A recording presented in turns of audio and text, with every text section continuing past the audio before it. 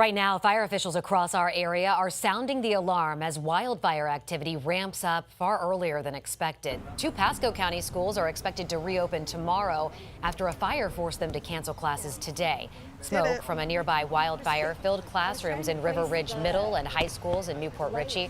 Our Asha Patel was out there this morning, and tonight we have 10 Tampa Bay News reporter Eric Glasser, who's live in Polk County for us in Lakeland.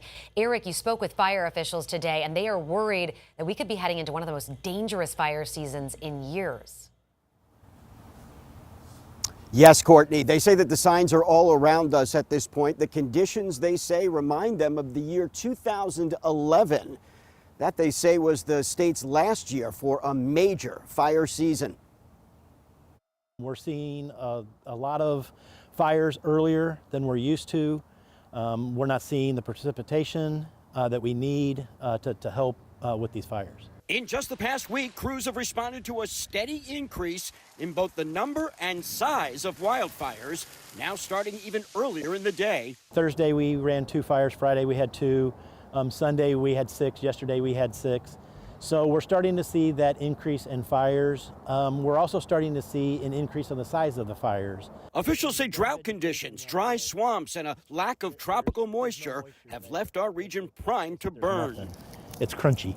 So far, crews have been fortunate. Limited winds have helped keep fires relatively small and manageable, but that window may be closing. Right now we're at that pivotal time in the weather where we're going to start seeing some of those wind increasing. We're going to start seeing some wind changes.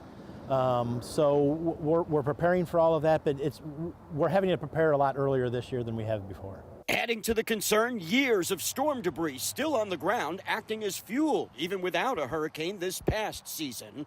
Officials are urging residents to take wildfire prevention seriously. That means cleaning up leaves and pine needles around homes, avoiding outdoor burning, and being careful with vehicles, tools, or equipment that could spark a fire. Be very cognizant of what's going on. Pay attention to the weather. Don't go out and burn. There's a better time to burn, and right now is not that time. So here's how bad it is right now. Forestry officials basically look at what's on the ground and they determine how likely that is to become fuel based upon how many hours it would take for that item to become combustible again after a rainfall. So for example, these pine needles, these are considered 1-hour fuel.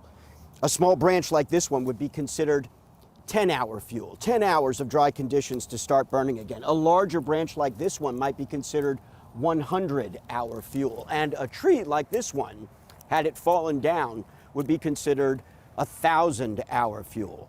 That's where we are now, they say. We are at the 1,000-hour mark, which means basically anything that is on the ground is capable of burning. And that is what has them as concerned as they are. Reporting live tonight in Lakeland, Eric Glasser, 10 Tampa Bay News.